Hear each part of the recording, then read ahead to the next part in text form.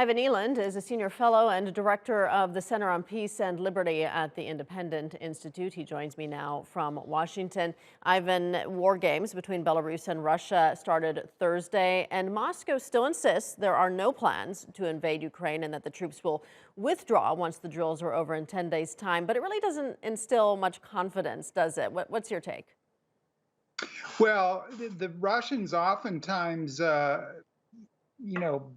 attack when they're from exercises because you can't tell what's going to happen. I mean, they may just be exercising, or they may have the go launch, and so this is a very dicey time. And as Mr. Lavrov pointed out, the ground is a bit frozen now.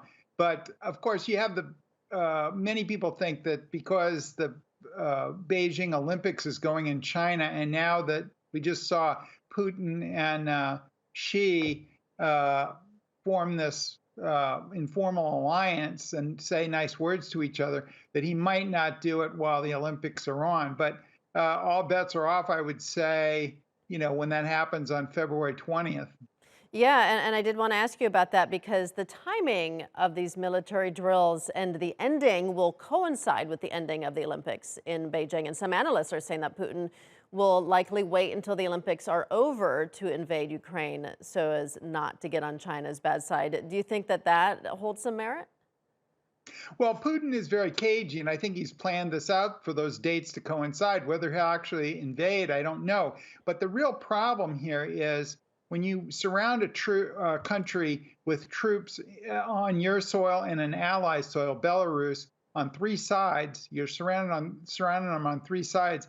Even though the forces are not on foreign soil yet, there's a problem because you're intimidating the other country. And so I think the world will see that no matter if he dreams up a pretext for the invasion or not. No one's going to believe it at this point, since he's done this, over time, built up the forces. The real problem with an army like this is it grows stale if you don't use it.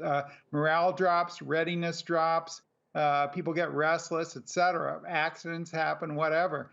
So I think it's very dangerous to do what he's doing.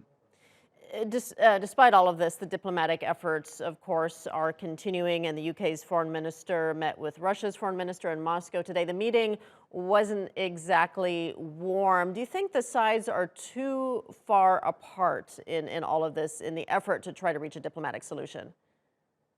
Well, it seems like publicly, because he wants a complete revamp of European security, and the Russians do have some legitimate security concerns, and NATO has probably expanded too far east. But that said, you can't negotiate with a person with a gun to your head, right? And Joe Biden and all the NATO countries are not going to want to do that.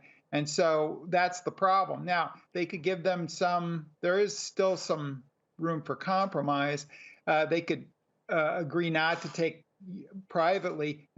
Ukraine for, say, 20 years.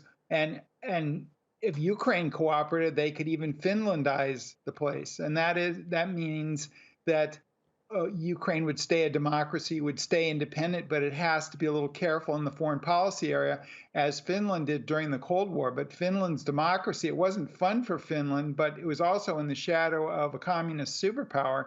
And they came through that period, that difficult period, quite nicely, actually, although it was very hard during that period for them. So something like that could be arranged. All And right. that may be the solution to the problem. Okay, hopefully there are some options still left on the table then. Ivan Eland joining us from Washington. Thank you. Thank you.